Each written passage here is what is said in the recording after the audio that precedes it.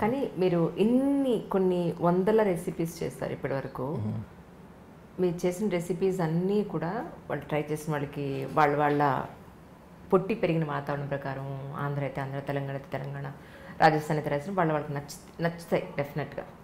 లేదు వాళ్ళకి తగ్గట్టుగా కొంచెం మోడిఫై చేసుకుంటే వాళ్ళకి నచ్చుండొచ్చు. కానీ మీ వరకు నచ్చని పదార్థం ఏమైనా ఉందా? అబ్బాయి ఇది ఎలా చేసినా నాకు నచ్చదు, ఛాన్సే లేదు. ఎందుకంటే చక్కెర పొంగల్ దగ్గర నుంచి మీరు ప్రతిదీ చేసి పెట్టారు, తిరుపతి పులిహార దగ్గర నుంచి మీరు ప్రతిదీ చేసి పెట్టారు. అంటే కొన్ని నచ్చని, నేను యాక్చువల్గా నేను pure non vegetarian. Is it? Absolutely pure non vegetarian. But నన్ను చూస్తే అందరు వెజిటేరియన్ అనుకుంటారు కదా, మా ప్యూర్ నాన్ వెజిటేరియన్. కానీ ఎక్కడో అండి నాకు కొన్ని డబుల్ స్టాండర్డ్స్ ఉన్నాయి అని అనిపిస్తుంది చాలా సందర్భాల్లో. యానిమల్స్ కటింగ్ ఇవన్నీ నేను చూడలేనండి, కానీ అవి తెస్తే మాత్రం శుభ్రంగా తింటాను, కానీ బాగా వండుకు తింటాను, కానీ వాటిని కటింగ్ నేను చూడలేను. పైగా అదేదో సినిమాలో కానీ వాళ్ళు చచ్చిపోయారంటే అని గుండాగిపోతే వాళ్ళ కూతురు వచ్చేసి ఏం లేదు నాన్న, ఆయన ఇలా జారిపడి ఇలా జరిగి ఇలా అంట, ఆ టైపులో నాకు కూరగా వండేస్తే పర్వాలా, ఈ లెగ్ పీసు, ఇది లివరు, ఇది ఇలాని స్పెసిఫై చేస్తే నాకు తింటున్నప్పుడు దాన్ని కాలు పోసుకొని తింటున్నాను నేను. ఇట్లా నా మైండ్లో ఎదురు ఒకటి ఉండేది నాకు, అది చాలా ఉంది. నేను అసలు ఎప్పుడు చికెన్ షాప్లోకి నేను వెళ్ళను, దాన్ని బయట నిలబడి అదేదో కోసిచ్చేయి అనే అంటని తీసుకొచ్చేసి ఇంటికి జరిగేది. ఇప్పుడు అంటే ఆన్లైన్ వచ్చింది కాబట్టి నేను చాలా సేవ్ అయిపోతున్నాను.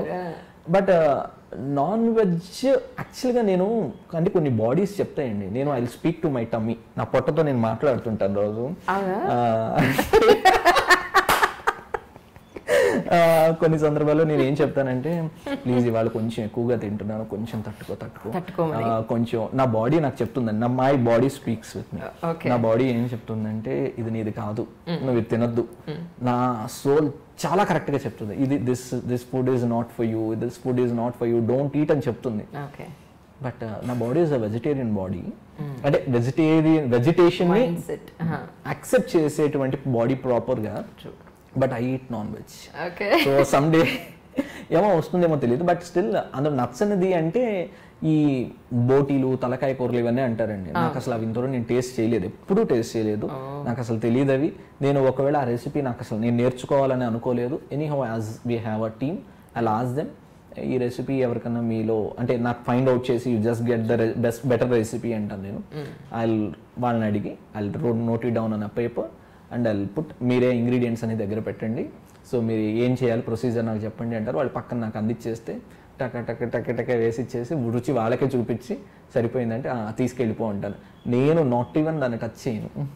సో దట్ ఈస్, అవి నాకు నచ్చవు. అండ్ దేర్ ఆర్ అండి ఇప్పుడు ఏమవుతుందంటే ఈ రెసిపీస్లో అండ్ ఇంకొకటి, నాకు దోశల్ని పాడు చేస్తే అండి కింద నుంచి పైకి మంట వచ్చేస్తుంటుంది. అసలు అది ఆ అట్టని పాడు చేసే వీళ్ళని ఎట్లా, అదేదో ఆ సినిమాలో అదేదో అల్లు అర్జున్ గారి సినిమా ఒకటి ఉంది, ఏదో సినిమాది గుర్తు రావట్లేదు నాకు, కత్తి పెట్టి కసకసండి అంత కోపం వస్తుంది. అసలు దాన్ని అయితే ఆ నార్త్ ఇండియన్ వాళ్ళది అయితే అసలు అది చూస్తేనే పాపం. అది వాళ్ళు పెట్టిన పేరు చాలా కరెక్ట్ అండి. మనం దోశలు వాళ్ళు దోశ అంటే అది నిజంగా దోషమే, అది వాళ్ళు దోషానే అంటారు దాన్ని.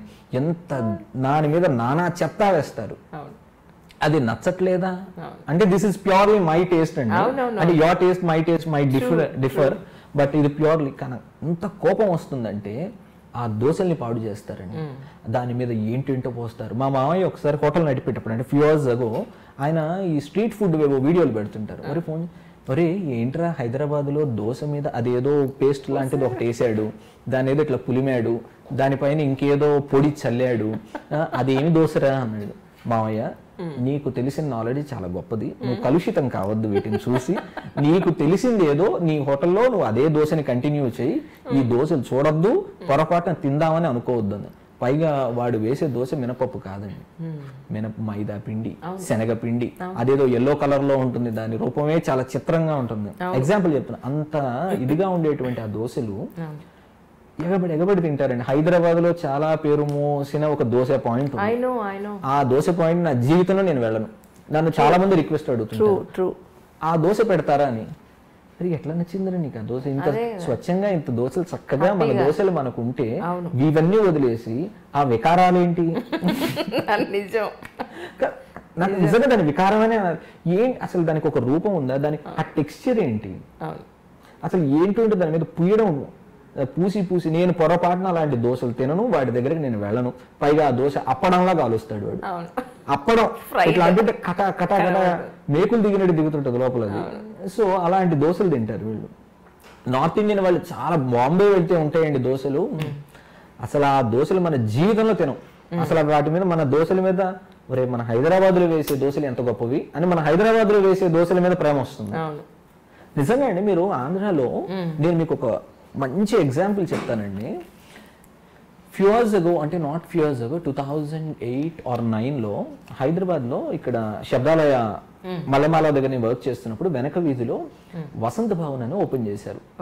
ఐ లవ్ వసంత భవన్ అండి, చెన్నై వసంత భవన్.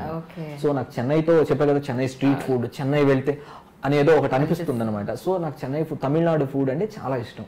అయితే వసంత భవన్ లో సాంబార్ ఎంతో ఎంతో ఇష్టం నాకు. So as like Saravana Bhavan. అయితే వసంత భవన్ వాళ్ళు ఇక్కడ ఓపెన్ చేస్తే నేను చాలా ఎక్సైట్ అయిపోయి దానికోసం ఒక డే స్పెసిఫిక్ గా పెట్టుకుని వాళ్ళ సాయంత్రం నేను వెళ్ళి త్వరగా నేను వసంత భవన్లో నేను సాంబార్ తినేసి దాని కుత్తు పరోటా ఇవన్నీ నేను తినాలి ఇవన్నీ అనుకొని చాలా వెళ్ళాను. వెళితే సాంబార్ తింటే పూర్తిగా డిసప్పాయింట్మెంట్. తినేసి ఇదేంటి ఇలా ఉంది, సర్లే కుత్తు పరోటా అని అది తిన్నాం, ఏంటి ఇది కూడా not up to the mark అదేదని అనుకుంటున్నాను. అడిగిన తర్వాత సార్ వాళ్ళ పెట్టిన సెకండ్ డేనో ఏదో ప్రాబబ్లీ ఇప్పుడు తీసేశారు, అసలు లేదా వసంత భవన్. అయితే నేను అడిగాను, ఇది చెన్నై లాగా సాంబార్ లేదండి, చెన్నైలో లాంటి రుచి లేదు, ఎందుకని లేదు అన్నాను. అయితే అతను అన్నాడు, సార్ ఆ నీళ్లు ఈ నీళ్లు వేరుగా సార్ అన్నాడు.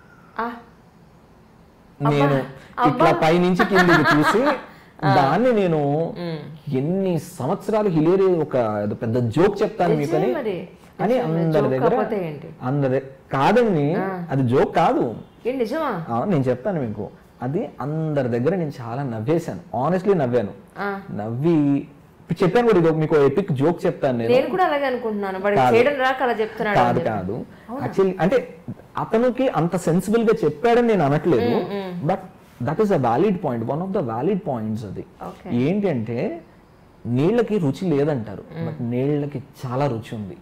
నీళ్లు నది పారుతున్నప్పుడు ప్రతి ప్రాంతంలోనూ కొన్ని మినరల్స్ ఉన్నాయి, అంటే కొన్ని చోట్ల మాగ్నీషియం ఉంటుంది, కొన్ని చోట్ల కాల్షియం, కొన్ని చోట్ల ఫాస్ఫరస్, ఇవన్నీ భూమిలో ఉన్నాయి. ఆ నది అక్కడ సహజంగా పారుతున్నప్పుడు ఆ నీటికి ఆ లక్షణం ఉంటుంది. అది ఎంత అంటే micro micro micro micro grams లో ఉంటుంది, అది ఎవరు చెప్పలేరు. నీటికి రుచి లేదు అంటారు కానీ ఆ రుచిని మనకి చెప్పడానికి రావట్లేదు. ఆ మినరల్స్ కలిసినటువంటి ఆ పదార్థం అందులో వాడితే అప్పుడు అక్కడ రుచి కొత్తగా సంతరించుకుంటుంది మీకు. ఆ పదార్థంలో మీకు ఆ ప్రాంతంలో, ఇప్పుడు మీకు ఆంధ్రాలో మీరు చూడండి, మీరు కోనసీమ అటువైపు వెళ్ళి గుంటూరు వైపు వేసే ఆ దోశలకి, కోనసీమ వైపు వేసే దోశలకి చాలా గోదావరి నీళ్ళతో వేసే, అంటే ఇది ఆ సూక్ష్మతను అర్థం చేసుకునేటువంటి సూక్ష్మత మీ నాలుకకు ఉండాలి, మీ కంటికి ఉండాలి, మీ గుర్తించేటువంటి మీ మనసుకు ఉండాలి. ఈ మూడు జరిగితే మీరు ఖచ్చితంగా నోటీస్ చేస్తారు. మీరు రోడ్ల మీద చిన్న చిన్న అంగళ్ళు పెట్టుకొని 4 బండలు పెట్టేసి దోశలు వేస్తారండి, ఆ రుచి మీకు హైదరాబాద్ లో తీసుకురామని you won't get it. But at the same way Hyderabad కు ఉండే తయారయ్యేటువంటి ఇక్కడ స్పెసిఫికేషన్స్ మళ్ళీ ఆంధ్రాలో, ఇక్కడ వచ్చిన హైదరాబాద్ బిర్యానీ అక్కడ రుచి రాదు. సో నీళ్ళకి రుచి ఉంది ఖచ్చితంగా. ఇది purely my understanding. So I travel towards Rajasthan. అక్కడ సమ్వేర్ లైక్ నాకు ఇది అక్కడే నాకు స్ట్రైక్ అయింది. యాక్చువల్గా బికానీర్ ప్లేస్ ఉంది, బికానీర్ ప్లేస్ లో ఆలూ భుజియా తయారవుతుంది. Aloo bhujia is famous for Bikaner aloo bhujia. మన ఇది ఉంది కదా, మన కారపూస ఆలూ భుజియా మన ప్యాకెట్ లో కూడా దొరుకుతుంది. ఎవ్రీథింగ్ కమ్స్ ఫ్రమ్ అక్కడి నుంచి. సో అయితే వేరే వాళ్ళు చేశారు, కానీ ఆ బికానేర్ లోకి వెళ్తే అదొక పరిశ్రమ. అయితే అక్కడ నేను అడిగాను వాళ్ళని, సో ఈ రెసిపీ ఇక్కడ అంటే ఆయన నాకు అలా అని చెప్పలేదు, బట్ స్టిల్ ఆయన మాటల్లో ఆన్ ది గోల్, ఇప్పుడు నేను మీతో ఎలా ఆన్ ది గో మాట్లాడుతున్నాను, అతను నాతో మాట్లాడినప్పుడు వాళ్ళు నాతో కాన్వర్సేషన్లో చెప్పింది ఏంటంటే, అటువైపు ఉన్న నీళ్ళకి ఆ బికనీర్ సైడ్ ఉండేటువంటి ఒక నదో చెరువో ఏదో సంథింగ్ ఏదో ఉంది, ఆ నీళ్లలో సున్నం ఎక్కువ ఉంది. సున్నం అక్కడంతా సున్నపు ఇది ఉందట. దాని నుంచి ప్రవహించిన నీళ్లతో వాళ్ళు ఆలు భుజియా చేయడం వల్ల అది గుల్ల తిరుగుతుంది. సో ఆ గుల్ల మీకు ఇంకెక్కడా రాదు, అది మీరు వేరే నీళ్లతో చేస్తే మీకు ఆ రుచి రాదు అన్నది. దెన్ నాకు ట్రంగా అక్కడికి వెనక్కి వెళ్ళి కనెక్ట్ అయింది. సో దెన్ నేను I start understand this happen nearly 4-5 years. Vismaya food start అవ్వడానికి ముందు జరిగింది incident.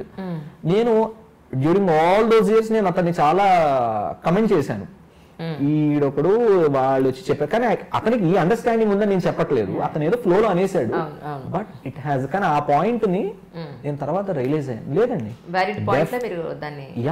Of course it is, మీకు నీళ్లకి విపరీతమైన రుచి ఉంది, మీకు ఆ రుచి మళ్ళీ రాదు. మీరు అమెరికాలో వెళ్ళి మీరు సేమ్ రెసిపీ చేసామండి అని అంటే కూడా లేదండి. పాలు పితకడంలో నాకు తెలిసిన వ్యక్తి సంగతి చెప్తున్నాను, పాలు ఏ వేగంతో పితికాడు, అది మషిన్తో పితికిందా లేకపోతే దాన్ని కూడా చెప్పే వ్యక్తి నాకు తెలుసు. అంటే ఎంత సున్నితమైన మనసు ఉండాలి దానికి, అంటే దాన్ని అర్థం చేసుకోవడానికి ఒక సిప్ చేసి అతని ఎంత సున్నితత్వం కావాలంటే దాన్ని అర్థం చేసుకుంటాను, నాలుక, మనసు, ఇవన్నీ దాని మీద పనిచేయాలి. అంత సున్నితమైన మనసు ఉన్న వాళ్ళే చేయగలరండి.